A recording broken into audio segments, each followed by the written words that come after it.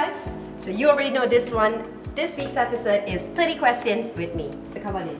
First things first, how did I get into hosting? Well, I came from law school, and the reason why I thought hosting would be great for me is because I was firstly in a very small team when I started off. It started off as a part-time job, and I got a bit lucky when Dato Aznil gave me formal training, and that's how I actually got into it. And from there, I think I enjoyed the growth that came with it, and along the way I met lots of people from different walks of life, and this was the kind of career I felt which was good for me in the sense where it was a combination of two things I believe in, that I can like books and shoes at the same time.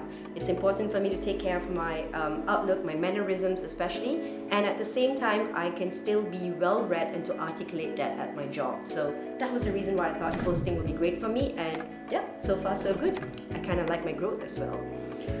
Why get on YouTube? Come on, I think we all know this one. It's also important for you to adapt, and yeah, that's the reason why I thought, why not? I mean, why not, right? Traditional media is such that it's important for me to upkeep myself and to also go with what, it's important for me to also be fluid, right? And to go with the flow. Coffee or tea? I hate this question. I hate this question because this is such a common question that we all love asking, and trust me, I think if you want to get to know me better, you gotta have a drink with me. It's not about coffee or tea here. Okay, what is the one thing I'm most afraid of? Failure, for sure. But one motto I believe in, which is important for women, being independent. It's very important. It's not about the exterior factors, it's not about the people you date, the people you marry, or any of that, but waking up in the morning, taking responsibility of yourself, and being independent. It's very important. Not just for women. Let me correct that sentence. For everyone. Okay, one thing I would like to change in my country: the mindset of people.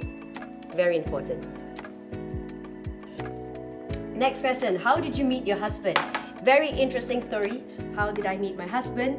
And it all started off at an event. I was on stage, and I still remember he walked into the ballroom, and I didn't quite care. I didn't give a rat's ass. I was just doing my own thing. And then I started talking. And I think the moment I started talking, that was when he had his mind, his eyes, everything on me the entire time. And during the event, I had to actually invite him up on stage, and I did not know it was his dad's company that I was actually hosting for. So that was how we actually met, and the rest of it was just history. But it's also a very special story to it as well. It didn't just happen at any other event. It was on New Year's Eve, and it was right at the time when the fireworks on New Year's Eve was all kicking in. And I always do this, as you know, I'm a bit spiritual in that sense. The fireworks took place and everyone had a countdown, and I closed my eyes and I said, you know what, this year it's not going to be about my career, it's not going to be about money, it's not going to be about traveling, but I really want to find love. And it was within 5 minutes after that when I turned around and he tapped me on my shoulder, because I was done with work at that time, and he wished me Happy New Year. So it was very, I would say, special. It was a brand new year. At the same time, I met the love of my life, and that's how I had a very special encounter with him for the very first time on stage. Okay, and the next question I have here is, what is it about him that I like?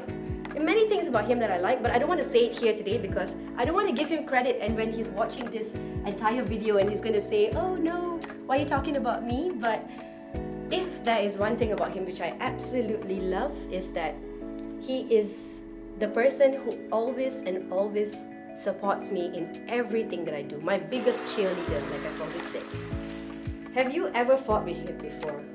Who wrote this stuff? Of course we have. We have, and trust me, yes, we have fought before. I don't want to say many times, but yeah, we have. What is my love language? My love language is acts of service. Acts of services, definitely, for sure. Who is the fighter at home? Me. I always have to make sure that I am right, and I think he's also accepted it that way. I am the fighter at home. Who did you have a crush on before marrying him?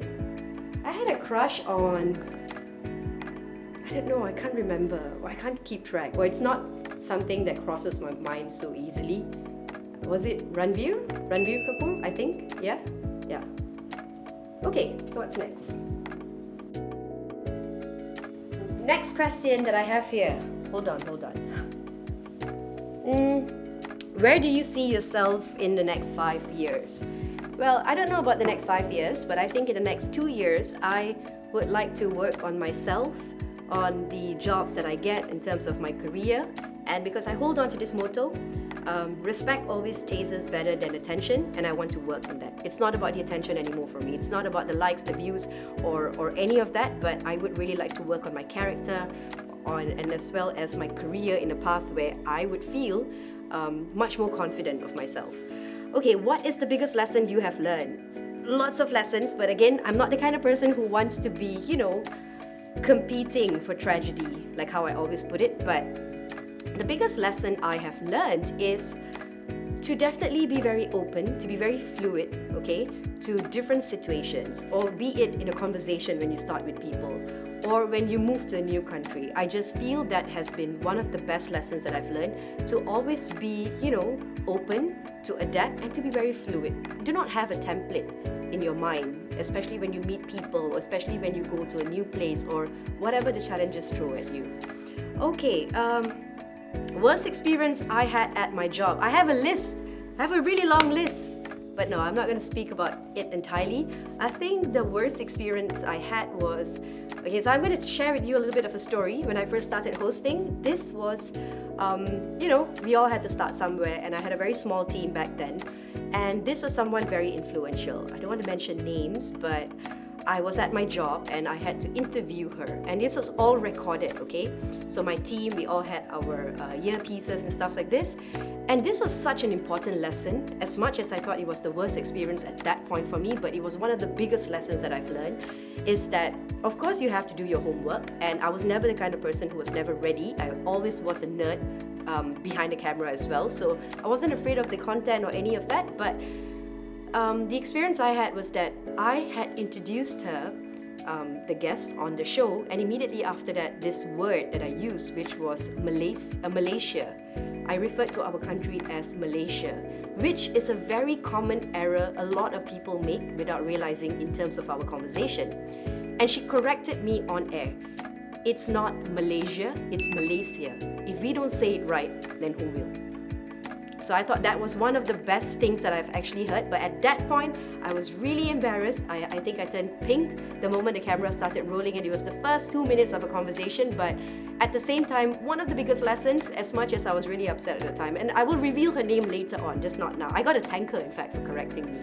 Okay, next question I have here is, favorite country in the world? Easy breezy. I mean, I spent every 3 to 4 months in London, but if that's my favorite country, it has to be Iceland. Iceland, the northern lights, the weather, the people, everything about Iceland is my favorite. I don't mind going back there again. Okay, if you had 1 million, what would you do? I would make sure that I use that 1 million to make it 5 million. 5, not 2, not 3. Don't play it small. Reach for the stars. Try making it 5 million. That's probably what I would do.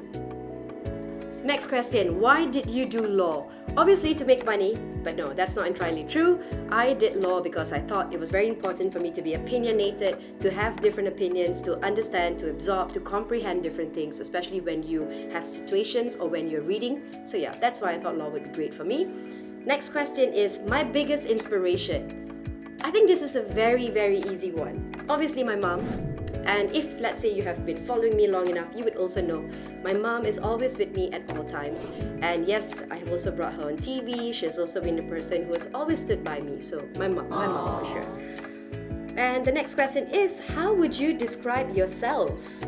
Okay, describing myself, it's not something that I do very naturally or easy because I'm not used to talking about myself, right? So this is not a question which I enjoy answering, but I think to describe myself, Jelisa is a girl who does not need help when it comes to finishing her sentences. She loves being dressed up, and I would always believe in standing for what I feel strongly about. I'm never one who's quiet. I love people who are vocal, and that's exactly how I am as well. Money, power, love. List it down in this order. Easy. Money? Not money. No. Power for sure. Power, and then comes money, and then love. Why I say power is because when you have the power around you to believe in yourself, to get things done, to execute things, that is when you make money. And once you make money, it's also easy for you to live life, to love things around you, and also to love, your situations and how you could wake up in the morning and get things done. So whenever people tell me love or money, which is the most common question that I get, it's always money first and then love, because love alone is not going to pay your bills, right? So power, money, and love. That's it. What's next? Next question. What is the best memory I had on holiday? This was in Iceland, watching the Northern Lights with my sister. And the second one is in London, when I woke up in the morning and I said, you know what, I think I feel like extending my trip.